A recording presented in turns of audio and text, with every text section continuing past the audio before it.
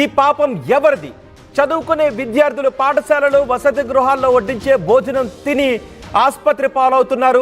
వరుసగా ఈ ఘటనలు చోటు చేసుకుంటున్నాయి. శైలజ అయితే చికిత్స పొందుతూ మరణించడం అందరినీ కలచివేసింది. హైకోర్టు కూడా ఈ ఘటనపై సీరియస్ అయింది. విద్యార్థులు చనిపోతే గానీ పట్టించుకోరా అంటూ అధికారులను నిలదీసింది. మీకు కూడా పిల్లలు ఉంటారు కదా, ఇలాగే వ్యవహరిస్తారా? నాన్ బెయిలబుల్ వారెంట్ జారీ చేయాలా అంటూ జిల్లా స్థాయి అధికారులపై హైకోర్టు సీరియస్ కూడా అయింది. దీనిపై ముఖ్యమంత్రి రేవంత్ రెడ్డి కూడా అధికారులపై సీరియస్ అయ్యారు. ప్రభుత్వాన్ని అప్రతిష్ట పాలు చేసేలా అధికారులు వ్యవహరిస్తే సహించేది లేదు అంటూ రేవంత్ రెడ్డి సీరియస్ అయ్యారు. ఒక్కసారి ఆ అన్నం చూడండి. ఆ అన్నంలో రెడ్ సర్కిల్లో పురుగు కనిపిస్తోందా? ఆ పురుగులు పట్టిన అన్నం తింటే ఆ చిన్న చిన్న విద్యార్థులు జీర్ణించుకోగలరా? మామూలుగా ఉండగలరా? ఆ ఆహారం విషంగా మారిపోదా? మరి అక్కడ ఆహారాన్ని తయారు చేసే వాళ్ళు కానీ అక్కడ ఆహారాన్ని పర్యవేక్షించే అధికారులు కానీ నిద్రపోతూ ఉన్నారా? విద్యార్థులు చనిపోతే గానీ అధికారుల్లో చలనం రాదా? చనిపోతున్నా సరే చలనం రాదా? ఇదే విషయాన్ని ప్రశ్నిస్తూ ఉన్నారు. హైకోర్టు కూడా ఇదే విషయాన్ని చాలా సీరియస్గా తీసుకుంది. ఒకసారి చూడండి, అన్నంలో పురుగు కనిపిస్తోంది కదా. అలా అన్నంలో పురుగున్నప్పుడు, ఆహారంలో పురుగున్నప్పుడు ఆ వడ్డించే వాళ్ళ ఇంట్లో కూడా పిల్లలకు వడ్డించరు, ఆ అన్నాన్ని పాడేస్తారు. కానీ మన పిల్లలు కాదులే, ఎవరో పిల్లలు, మనకు సంబంధమే ఉంది, అన్నం వడ్డించాం, పని అయిపోయింది పోనీ అని వదిలేస్తారా? కనీసం ఇంగిత జ్ఞానం ఉండాలిగా, బుద్ధి ఉండాలిగా. కనీసం అక్కడ ఆహారాన్ని పరిశుభ్ర వాతావరణంలో వండుతున్నారా? అది పురుగులు పడుతున్న ఆహారమా, కలుషితంగా మారుతూ ఉందా లేదా అని కనీసం జీతం తీసుకుంటున్న అధికారులకైనా కనీసం సోయి ఉండాలిగా. ఇవేమీ పట్టించుకోకుండా నెలకు జీతం వస్తే చాలు అని కార్యాలయాల్లో కూర్చుంటే సరిపోతుందా? కనీసం గురుకులాల్లో, పాఠశాలలో ఎటువంటి ఆహారాన్ని, నేటి బాలలే రేపటి పౌరులు అంటాం, అలాంటి బాలలకు ఎలాంటి ఆహారాన్ని అందిస్తున్నారు కనీసం పర్యవేక్షించాల్సిన ఉద్యోగ ధర్మం మీకు లేదా? హైకోర్టు చాలా సీరియస్ అయింది, ప్రభుత్వం కూడా చాలా సీరియస్ అయింది. శైలజ 9వ తరగతి చదువుతోంది. ఆమె మరణానికి కారణం ఏం చెప్తారు? ఆ పాపం ఎవరు మోస్తారు? ఆ కుటుంబం ఇప్పుడు బిడ్డను కోల్పోయి శోక సముద్రంలో ఉంది. శైలజ చనిపోయి ఇప్పటికే మాగనూరులో కేవలం 5 రోజుల్లో 3 సార్లు ఫుడ్ పాయిజన్తో విద్యార్థులు చావు బతుకుల మధ్య ఆసుపత్రిలో కొట్టుమిట్టాడుతూ ఉన్నారు. ఎవరు సమాధానం చెప్తారు? జీతం తీసుకునే అధికారులకు కనీస బాధ్యత లేదా? మా ప్రతినిధి మధుతో మాట్లాడదాం. మధు, హైకోర్టు సీరియస్ అయింది. విద్యార్థుల తల్లిదండ్రులు భయాందోళన వ్యక్తం చేస్తున్నారు. మిగిలిన జనం కూడా ఏంటి పట్టించుకోరా అధికారులను ప్రశ్నిస్తున్నారు. ముఖ్యమంత్రి రేవంత్ రెడ్డి కూడా సీరియస్ అయ్యారు. ఇప్పటికైనా అధికారుల్లో చలనం వచ్చిందా?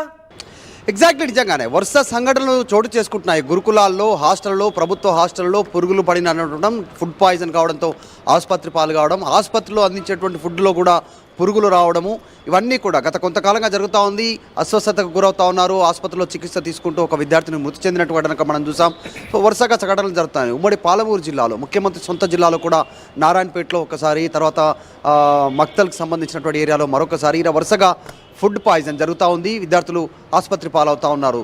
ఇది అక్కడ ఉన్నటువంటి అధికారుల నిర్లక్ష్యం, పర్యవేక్షించేటువంటి హాస్టల్లో ఫుడ్ ఫెసిలిటీకి సంబంధించినటువంటి దాంట్లో కనీస జాగ్రత్తలు లేకుండా, కనీసం దాని గురించి విద్యార్థులకు వండించేటువంటి సమయంలో శుచి శుభ్రత లేకుండా అత్యంత దారుణమైనటువంటి చాలా లో క్వాలిటీ ఫుడ్తో పాటు పురుగుల అన్నము, జిల్ల పురుగులు, బల్లులు, జెర్రీలు, తర్వాత పురుగుల అన్నము, తర్వాత ఫుడ్ పాయిజన్ కావడము, అంటే నిలువ దాటిపోయినటువంటిది అల్లం వెల్లుల్లి కానీ, కారం కానీ, ఇంకా పసుపు కానీ, ఇంకా ఇతరత్ర ఆయిల్ కానీ చాలా లో క్వాలిటీ వాడడంతో ఫుడ్ పాయిజన్ అయ్యి విద్యార్థులు తీవ్ర అస్వస్థతకు గురవుతూ ఉన్నారు. వరుస సంఘటనలు జరుగుతూ ఉన్నాయి. రోజుకొక వార్త ఫుడ్ పాయిజన్కి సంబంధించినటువంటి వార్త రావడంతో కాస్త ఆందోళనలో ఉన్నారు విద్యార్థుల తల్లిదండ్రులంతా కూడా. మా పిల్లల్ని చదువుకోవడానికి పంపిస్తే ఆసుపత్రి పాలవుతున్నారనేటువంటి ఆందోళన చెందుతూ ఉన్నారు. ఈ విషయంలో ముఖ్యమంత్రి రేవంత్ రెడ్డి కూడా సీరియస్ అయ్యారు. ఇప్పటికే హైకోర్టు సీరియస్ అయింది, పలుమార్లు సమీక్ష చేశారు ముఖ్యమంత్రి రేవంత్ రెడ్డి దీనిపైన. అయినా ఏమాత్రం మార్పు రావట్లేదు. వరుస సంఘటనలు.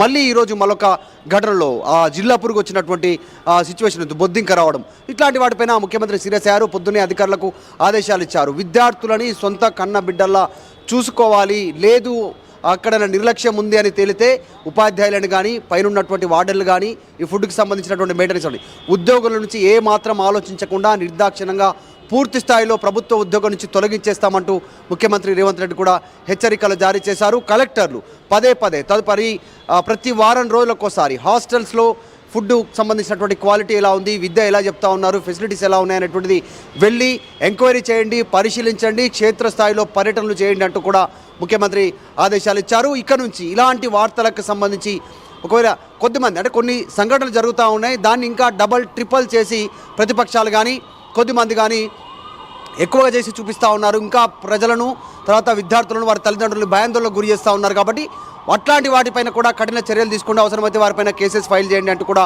ముఖ్యమంత్రి రేవంత్ రెడ్డి ఆదేశాలు చేశారు. చూస్తూ ఉన్నాము మనం వరుస ఘటనలు, ఆదిలాబాద్, తర్వాత గతంలో కరీంనగర్, తర్వాత ఇప్పుడు ఉమ్మడి పాలమూరు జిల్లా నారాయణపేట, తర్వాత మక్తల్కి సంబంధించినట్టు వరుస సంఘటనలు జరుగుతూ ఉన్నాయి.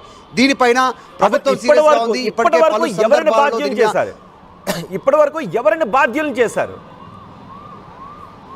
నిజంగానే బాధ్యులను గుర్తించాల్సినటువంటి సిచ్యువేషన్ ఉంది. అధికారుల స్థాయిలో నిరంతర పర్యవేక్షణ ఉంటే ఖచ్చితంగా ఇలాంటివి జరగవు. క్వాలిటీ ఫుడ్ వస్తుందా, క్వాలిటీ ఆహారాన్ని వడ్డిస్తూ ఉన్నారా, క్వాలిటీ ఉన్న పదార్థాలని కొంటూ ఉన్నారా, ఇవన్నీ కూడా అక్కడికి ఆ క్వాలిటీ పదార్థాలే సప్లై అవుతున్నాయా, వాటిని హైజీన్ ప్రదేశాల్లోనే ఉంచుతూ ఉన్నారా, ఇవన్నీ చెక్ చేస్తుంటే ఖచ్చితంగా ఇలాంటివి జరిగే అవకాశం ఉండదు. నిజంగానే ప్రభుత్వం వారిపైన కఠిన చర్యలు తీసుకుంటే తప్ప విద్యార్థులకు క్వాలిటీ ఫుడ్ అందేటువంటి పరిస్థితి లేదు. దానికోసం ప్రభుత్వం కొత్త ఆలోచన కూడా చేయాలనే ఆలోచన చేస్తూ ఉంది.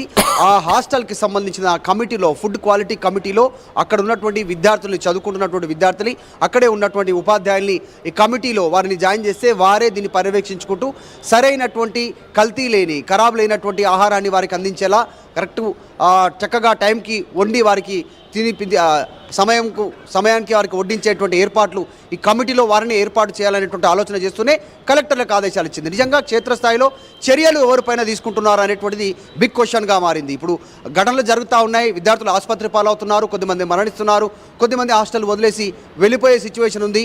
చదువు మీద కంటే ఆరోగ్యం మీద ఎక్కువగా దృష్టి పెట్టుకుంటున్నటువంటి సిచ్యువేషన్ ఉంది. అక్కడికి వెళ్ళిందే చదువుకోవడానికి, సరైనటువంటి ఆహారం లభించకపోవడంతో అస్వస్థతకు గురవుతున్నారు. కాబట్టి వారిపైన ఎవరైతే క్వాలిటీ లేని ఫుడ్ అందిస్తున్నారో, విషాహారం వీరికి తినిపిస్తూ ఉన్నారో, అంటే దాని నిర్దేశిత డేట్ అయిపోయిన తర్వాత, అల్లం వెల్లుల్లి కావచ్చు, ఇందాక మాట్లాడుకున్నటువంటి అనేక వంట సామాగ్రికి సంబంధించినటువంటి లో క్వాలిటీ వారికి వడ్డిస్తున్నారు. కుళ్ళిపోయిన కోడిగుడ్లని, లో క్వాలిటీ బియ్యము, లో క్వాలిటీ పప్పు, లో క్వాలిటీ నూనె, ఇవి వడ్డిస్తూ ఉన్నటువంటి సిచ్యువేషన్. మరిన్ని వీడియోస్ కోసం ఛానల్ ని సబ్స్క్రైబ్ చేయండి. లేటెస్ట్ అప్డేట్స్ కోసం వాట్సాప్ ఛానల్ ని ఫాలో అవ్వండి. అండ్ లింక్ డిస్క్రిప్షన్ లో ఉంది.